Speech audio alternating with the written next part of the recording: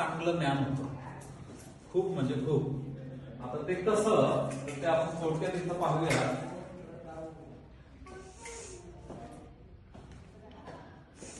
सतराचा square किती आहे? 289. बरोबर,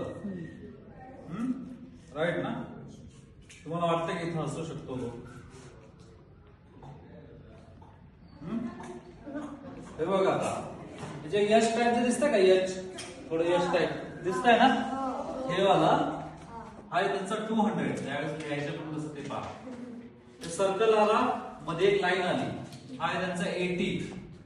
आणि हे जे दिसतंय का, हे क्वेश्चन मार्क आहे, हा आहे त्यांचा 9. आणि तो पूर्णच्या पूर्ण आकडा आहे 289. 200 प्लस 80 प्लस 9 किती झाले? 289. आपण कसं लिहितोय? 289 असं लिहितोय ना?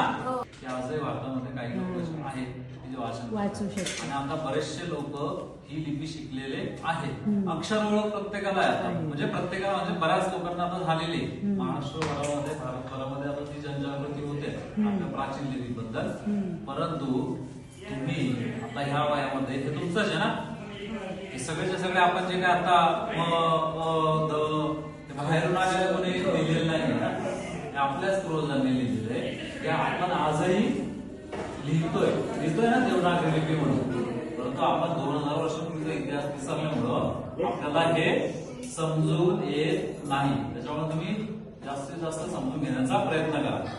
289 पुन्हा एकदा कसा येतो, त्या ठिकाणी कसा लिहिलाय त्यांनी तो? कुठे गेला? हे वाला ना, एस टाईप ना असा. एक सर्कल आहे त्याला लाईन.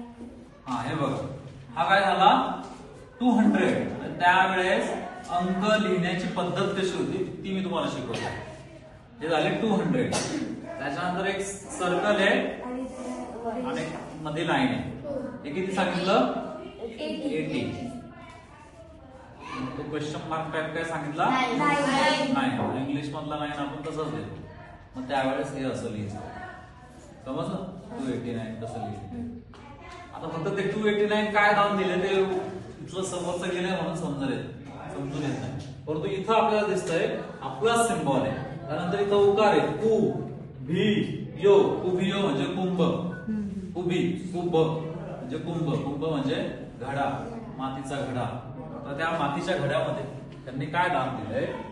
तर इथं सरळ रेष र, रू पा म्हणजे रूप. रूप म्हणजे चांदी, रौप्य ज्याला आपण म्हणतो. चांदीचा घडा सुद्धा त्यांनी त्यावेळेस दान दिलेला आहे.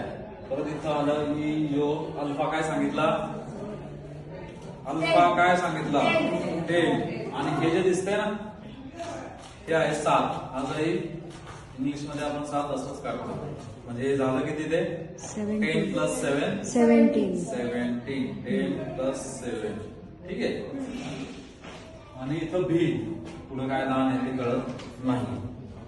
आता अजून यज्ञात अल्फा प्लस 2 12 गम 1 दक्षिणा कहापणा. त्या काळातील नाण्यांना काय बोललं जायचं?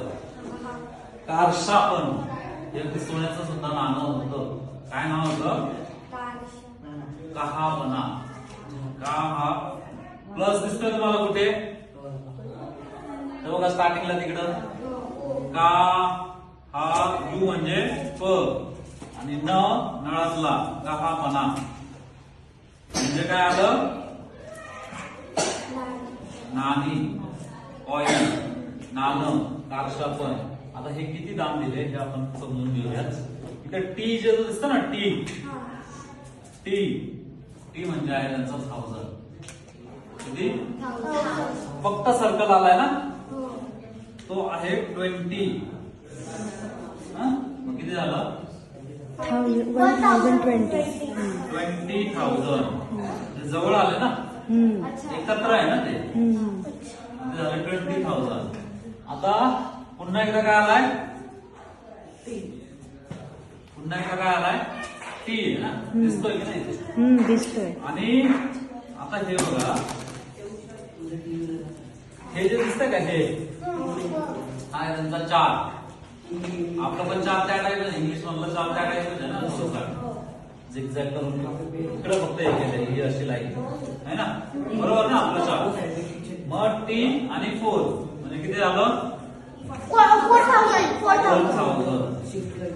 राईट. आता पुन्हा इथं काय आहे?